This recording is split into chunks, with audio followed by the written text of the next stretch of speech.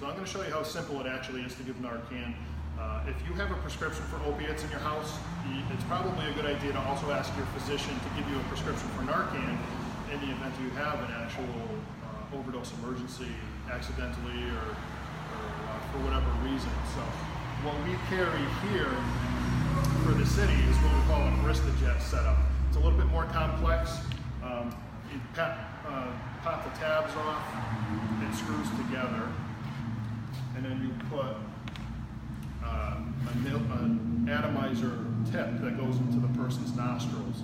So this is typically not the setup that you're going to get through a pharmacist. I'll talk about the other devices in a minute, but this is what we carry, and once it twists together, and you need to press firmly because this tip actually atomizes the Narcan, so it gets absorbed into your bloodstream.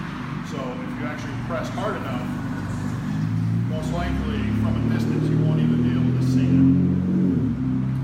So when we arrive, if this is what we need to do, if Narcan hasn't been administered already, we'll do half of the vial in one nostril and the other half in the other nostril.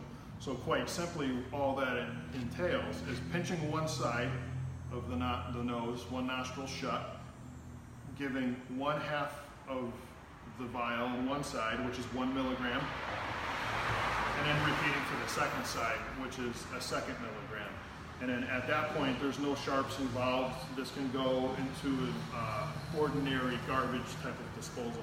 There's no needles involved. The other devices that you're more likely to encounter from a prescription standpoint through your pharmacy is either going to be a single pump, one nostril, one spray device, or an auto injector. So the auto injector is just like an EpiPen. You will pull the cap off. It will give you verbal commands on how to deliver it.